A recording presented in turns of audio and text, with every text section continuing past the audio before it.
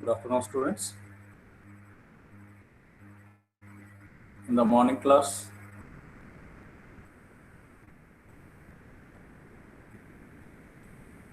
we had a discussion over certain tribal movements which taken place in between 1920 and 1947. Okay, so we had a discussion over 2 to 3 tribal revolts which happened in Midnapur district and um, in South Gujarat are like that. Okay, so now we are going to see about certain tribal revolts which taken place along with the Indian national movement in Orissa. And then I'll move to various tribal movements which taken place in the northeastern province, northeastern part of India, and we'll see the tribal movement which taken place in the southern part of India, particularly in the Andhra region. Okay, so first of all, I'll start with these tribals and national movement which started in the region of Orissa. Okay, so the movement which covered the Orissa division of Orissa, Bihar, which was composed of Katak, Puri, Balasur, Angul, and Konmals. And the tribals, along with the other peasants, the other peasants, participated in the national movement in 1920s and 30s. Okay. So, and with the efforts of this Satyavadi school, which was established by Gopabandhu in 1909, the peasants and tribals of Orissa were drawn into the national movement, and the peasants and tribals participated in non-cooperation movement, and they implemented the no rent aspect of the non-cooperation movement also by February 1922. The peasants and tribals made inroads into the jungles and violated the forest laws, and the peasants decided to stop payment of the taxes, and those who paid the taxes were socially boycotted. In May 1929, the authorities promulgated Section 144 in the area and arrested the tribals. This agitated the Bumayan tribals, and about 500 of them, which go out the superintendent's bungalows, and they demanded release of the prisoners. And the arrested were tried and imprisoned, um, the movement gradually subsided. So the Rampa rebellion of Andhra region also one of the important tribal rebellion which taken place in between 1920 and 1947. Okay, so and which was also directed against the forest rules, inspiration the tribal of Orissa in 1920 and 30, and we'll see in detailed manner after the completion of other revolts, and we'll see this Rampa rebellion separately. Okay, so in the end of the class. Okay, in the 1920 and 30, the tribals of Gunpur launched non-rent struggle, and they violated the forest laws, and the authorities found it difficult to control them. So the cones also stopped paying the rent. The coal struggle, one of the important struggle you see within the 1757 to 1920 years. Okay, in between years. Okay, so the cones also stopped the paying rent, and they attacked the police, which came to arrest them. They refused to pay kits like the installments to the Maharaja of Jaipur. Okay, so in the Korapat, the Ganjam tracks, the popular responses of the tribals to the civil disobedience movement grew out of the oppression and exploitation of the tribals by landlords and faulty forest laws. Okay, so when you see this tribal movement, particularly in Assam, in the then Assam, Nagaland, Meghalaya, and Mizoram. Okay, so the tribals of Assam, which consisted of Assam, Nagaland, Meghalaya, and Mizoram, during the colonial period resisted the move of British to encroach upon their land. And the British province, which came to be known as the Assam, took it to shape by 1873. And the British annexed the states of Jaintia, Chachar, and Assam, along with the independent tribal states of Khasi Hills in 1826. Part of Naga Hills were annexed in 1860s, and the Mizo Hills were annexed in 1870s. And the British wanted to transform the agriculture of Assam into tea estates meant exclusively for them. They also wanted to change the culture and traditions of tribals to suit their colonial interests. And the tribals revolted against the British policies in 1828 and 1829 in rebellions led by the Gundar Kunwar and Roop Chand Kunwar. Okay, so uh, they were ruthlessly suppressed by the British, and Pili Burkapon was executed for his role in the rebellion of 1828, and the Khasis waged a war of independence in between 1829 and 33, and they were led by U. Torat Singh, and he was head of an alliance of petty republics of Khasis, and they had waged guerrilla warfare against the British. And the Khasi chief fought the British along with the people, but they had to submit ultimately. The tribals of Assam were inspired by the revolt 1857, and in 1860, two major uprisings against the British took place. One is the Jaintia Hills and other in the plains of Naugaon. And the uprisings were caused by the rising taxation. The Khasis rose against the Khasis rose against the increase in taxation under the leadership of their chiefs, and they fought for the independence with bows and arrows. They did not surrender until 1863. Okay, so when the army was sent to crush them. Okay, so in Nougang district, the tribals suffered in the cultivation of poppy crop um, in 1860. Um,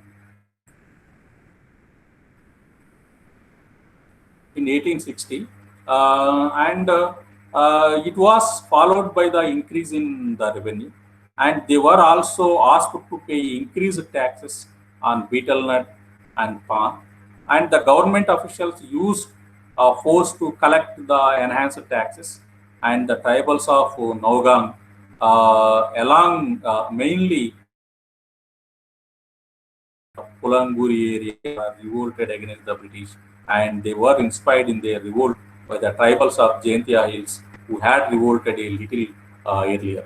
Okay, so when you see in the southern region, basically in the southern part of India, particularly in the Andhra region, where uh, the important rebellion which had taken place in the Andhra Orissa border. Okay, so Andhra Orissa regions, Andhra Gandham regions of Orissa.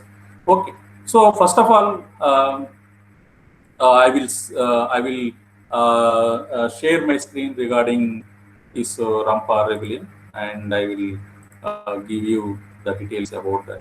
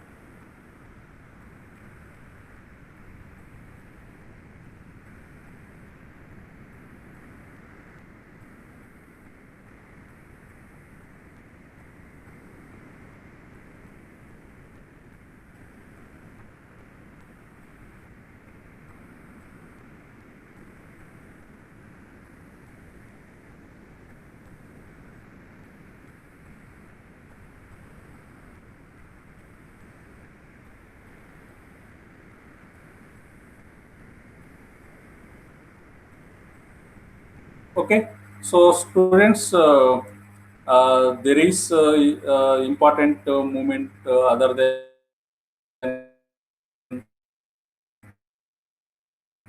these movements which taken place in northeastern part and Odisha. And there is another important movement which taken place, important tribal movement which taken place in between 1920 and 1947 was the Rampa Rebellion of 1922. Okay, so which is in the Gudam Hills of Andhra Pradesh, the tribal started a movement under the leadership of Alluri Sitaramuraju, and tribals wanted to get back their traditional rights over forests, and the methods followed by the tribals and peasants were against the Gandhian method of non-violence.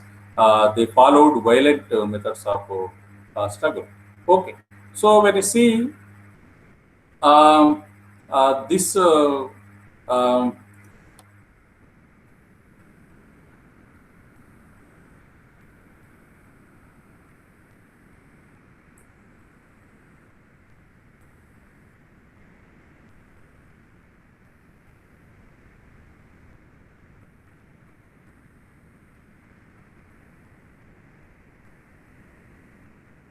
okay, so I will give you the Rampa Rebellion of 1922, which is also known as Manyam Rebellion, was a tribal uprising led by Alluri Sitaramuraju in Godavari Agency of Madras Presidency, British India. It began in August 1922 and lasted until the capture and killing of Ramaraju in May 1924. Okay, when you see the background of this rebellion, area situated on the hills of what were now Godavari districts of Andhra Pradesh, and comprised around 700 square miles and had a mostly tribal population over approximately 30,000 like that. And they had traditional been able to support their food requirements through the use and in particular of the Podu system, whereby each year some areas of jungle forests were burned to clear land for cultivation. The British Raj authorities had wanted to improve the economic usefulness of lands in Godavari agency, and area that was noted for the prevalence of malaria and some of certain diseases. Okay, so the traditional cultivation methods were greatly hindered when the authorities took control over the forest, mostly of commercial purpose, such as produce of for building railways and ships, without any regard for the needs of the tribal people. In 1923, the colonial government memorandum recorded one agency commissioner's opinion from June of the previous year that the country had suffered from two severe restrictions on jungle clearance, that various restrictions had been overdone and much population and food grains lost for the sake of forests of doubtful value. So the tribal people of the forest hills, who now faced the starvation, had long felt that the legal system favored the jamindars, like the landlords like that, and the merchants of the plain areas, which had also resulted in the earlier Rampa rebellion of 1879 also. Okay, so now they objected to Raj laws and continued actions that hindered their economic position, and meant they had to find alternate means of livelihood, such as working as the police. Okay, so and simultaneously, there was discontent among the Muttadars, who had been hereditary tax collectors and de facto rulers in the hills prior to the arrival of the British, and they had acted on the behalf of the Rajas and the actual rulers who lived on the plains and essentially had ultimate powers until the British subsumed them into the colonial administration, leaving them as the bureaucrats with no substantive power at all, no automatic right of inherited position. And their economic status was now dictated entirely by British Raj policy, where previously they had enjoyed the flexibility to levy and to cream of tax income, and use the land of others as they saw fit. And where once the tribal people and the Muttadars could have been antagonists, and they shared a common fate. Okay, so when you see the course of the revolt, Raju was a important leader, a charismatic leader, and myth-building wandering, a sannyasi, believed by many tribal people to possess magical abilities and to have an almost messianic status. And he saw the overthrow the colonial rule in the terms similar to Millennium event, and he harassed the discontent of the tribal people to support his anti-colonial zeal. Vigil also accommodate the grievances of those Muttadars who were sympathetic to his aim rather than merely narrow-minded in their pursuit of the revived status for themselves. Okay, so this meant that uh, uh, uh, this meant that these followers were mostly from the uh, uh, tribal communities, and tribal communities, tribal communities, but did not include some significant people from the Muttadar class that one time had exploited them. Although many Muttadars were ambivalent about fighting for what Raju perceived to be the great good.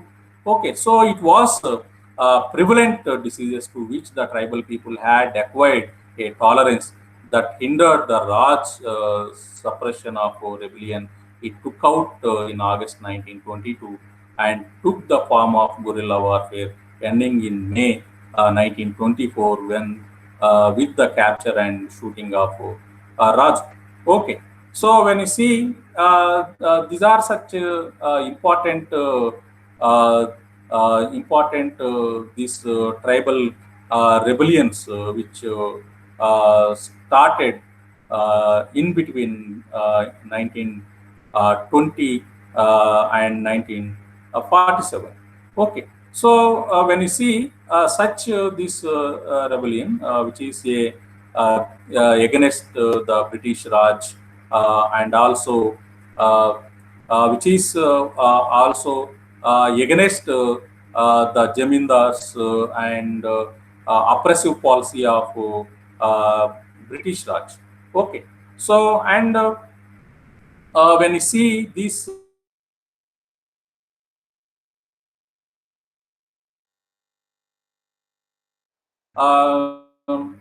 rebellion, was the rebellion at that, and so as a part of this Indian freedom struggle of this school in Andhra. And although it was a revolt of historical importance, many of us are not aware of this was not aware many of people at the time. Okay, so he had no connection with the Rampa rebellion of 1879. Okay, so this revolt also known as the Manyam rebellion, we already discussed before, and where the Rampa administrative area, which is important place, you are well aware in the region of region of this Andhra, which is as a important part of this Madras presidency. Okay, so and these where Alluri Sita Ramaraju, he was important leader in it, and Raju, which is used guerrilla warfare to fight against the British, and Raju headed the Rampa rebellion along with the band of tribal people and other followers.